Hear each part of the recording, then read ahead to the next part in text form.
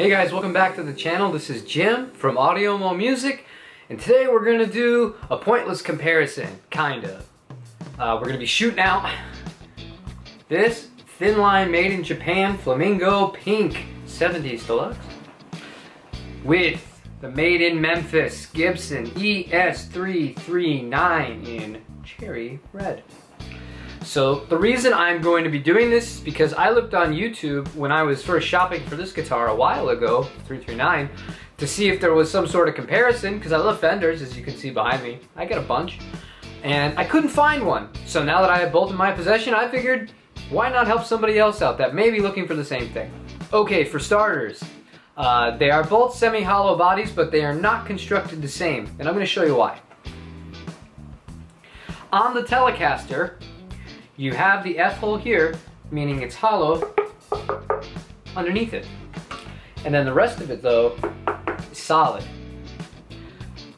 The neck is bolted on here with an old 70s style 3-bolt, and that's pretty much it. Now if we compare it to the Gibson, Gibson's a lot different. So, you still have your F-hole here, you have another F-hole here. Now the reason for that is, it is hollow on both sides. There's one piece of wood that goes the neck all the way down to the bottom called a center block. So what you're going to have is an instrument that's going to sustain better because there's less parts to move through. It's not a bolt-on neck, it's glued in, and it's going to be a lot louder acoustically and just warmer in general because both sides of the guitar are hollowed out as opposed to just one on the Telecaster. The wood choice is also different. Like a Les Paul, this is made of full mahogany, the 339. The Fender is an alder body with a maple neck bolted onto it. Other similarities the guitar have that you might not think of at first are the actual neck profile themselves. This Gibson has a 30-60 split neck, which means it's a little bit bigger than a 60 slim taper, but it's not quite as big as a rounded 50s. The Telecaster is more of the same kind of neck. It's not like a thinner neck like a 60s that I was kind of used to. So to play a Tele with a much bigger neck like this that isn't, a 52 reissue, it's a first for me, but they feel really similar as far as in your left hand. Really nice.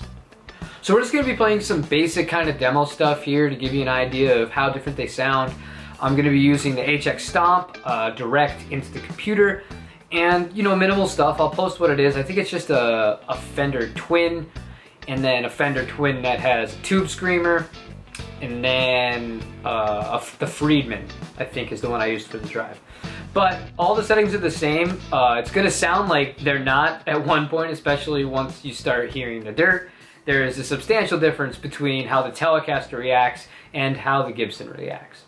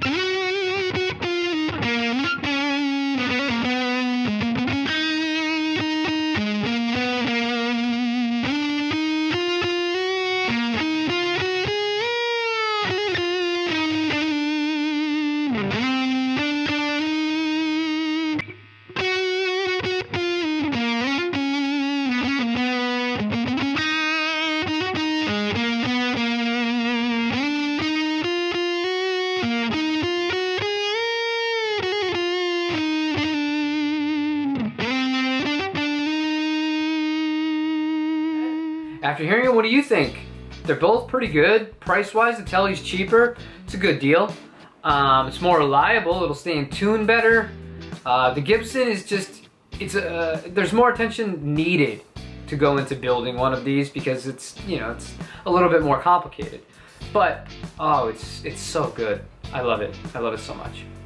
If you want, check out our shop, audiomomusic.com/shop. You can see this Flamingo Pink 2017 Telecaster Thinline Deluxe up for sale, along with a few other guitars, including that tasty double-bound Daphne Blue 60s Telecaster. I really don't want to sell that guitar.